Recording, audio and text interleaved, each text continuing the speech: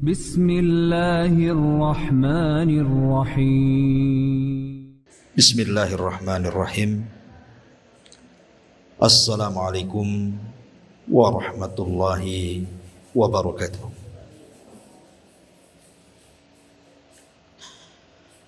Alhamdulillah. Alhamdulillahilladzi hadana lihadza wa ma kunna linahtadiya laula an hadanallah. Asyhadu an la ilaha illallah wahdahu rabbi la syarika lah wa asyhadu anna Muhammadan abduhu wa rasuluhu alladzi la nabiyya ba'da, amma ba'du. Alhamdulillah, di siang hari ini kembali kita bisa duduk berthalabul ilmi, karena kita sudah masuki tanggal 1 bulan Dzulhijjah. Maka kita akan membahas tentang amalan-amalan yang dianjurkan untuk dilaksanakan tanggal 1 Dzulhijjah sampai hari tasyrik. Ma'asyiral muslimat yang dimuliakan Allah Subhanahu wa taala, di dalam Al-Qur'anul Karim Allah Subhanahu wa taala berfirman, wa yakhluqu ma yasha wa yakhtar.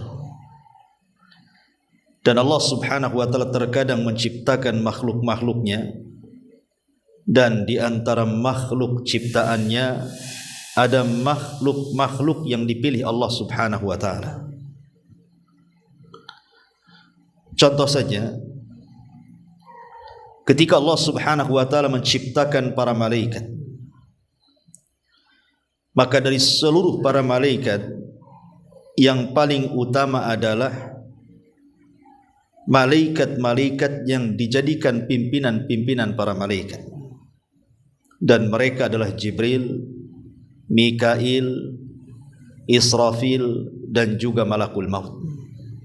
Itulah seutama-utama para malaikat. Dan dari malaikat-malaikat atau pemimpin-pemimpin para malaikat, tentu yang paling utama lagi adalah malaikat Jibril. Itulah sayyidul malaikah, pemimpinnya para malaikat.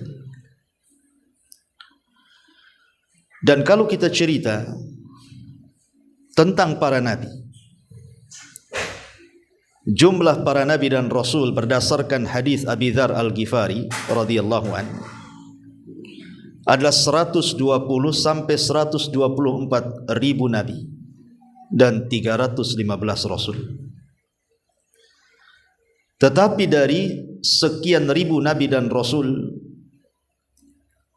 yang jadi pilihan hanyalah 25 nabi dan rasul, karena dicantumkan namanya di dalam Al-Qur'anul Karim. 18 tercantum dalam surah Al-An'am, dan sisanya tersebar di beberapa surat dalam Al-Quran, sehingga genap menjadi 25 nabi dan rasul.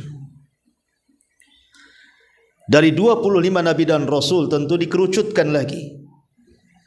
Ada nabi-nabi yang lebih afdal di antara mereka yang disebut dengan ulul azmi.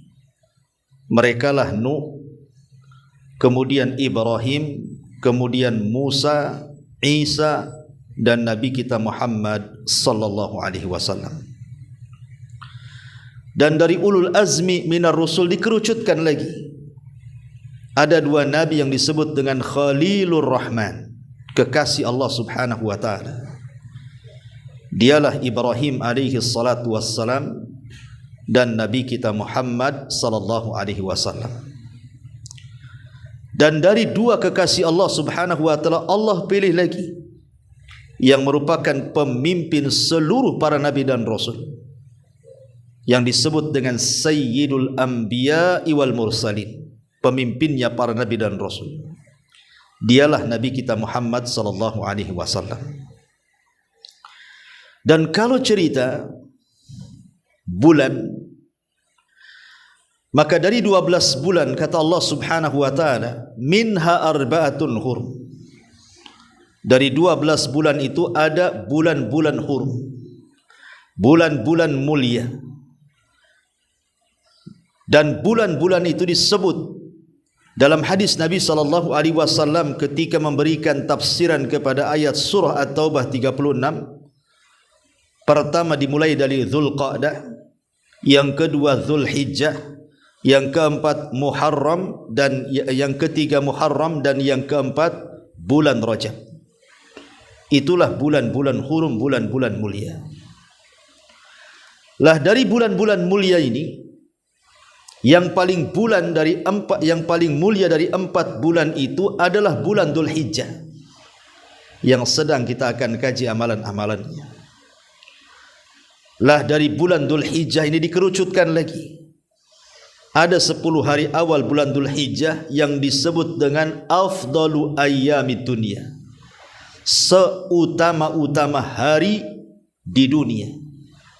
Selama kita lewati selama 1 tahun, maka 10 awal bulan Dzulhijjah termasuk afdalu ayyamid dunya, seutama-utama hari di dunia. Lah dari 10 hari yang disebut dengan hari-hari yang paling utama di dunia, Allah kerucutkan lagi. Dan yang paling utama dari 10 itu adalah hari Arafah tanggal 9 dan Yaumun Nahr, hari Nahar, Idul Adha, ketika manusia menyembelih kurban-kurban mereka kepada Allah. Dan dari 2 yang sangat istimewa tanggal 9 dan 10 Dzulhijjah ini, Allah kerucutkan lagi yang paling afdal adalah Yaumun Nahri, hari di mana kita menyembelih, berhari raya Idul Adha. Dan disitulah puncak daripada seseorang betul-betul akan mendapatkan pahala besar apabila mampu memanfaatkan hari itu.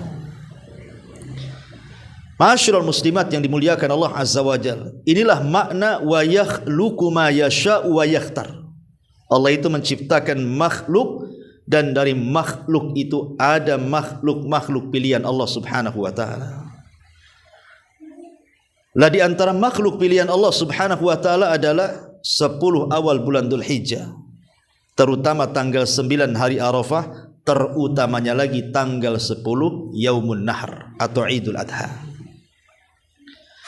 Ma'asyiral muslimin, muslimat yang dimuliakan Allah Azza wa Jalla, setelah kita tahu bahwa 10 awal bulan Dzulhijjah itu adalah hari-hari istimewa dalam kehidupan kita, hari-hari yang dikatakan Nabi SAW afdalu ayyamid dunya, seutama-utama hari di dunia, maka sudah selayaknya kita seorang mukmin mengetahui keutamaannya, keistimewaannya. Karena Allah Subhanahu wa taala menciptakan musim-musim kebaikan. Salah satunya adalah di 10 awal bulan Dzulhijjah.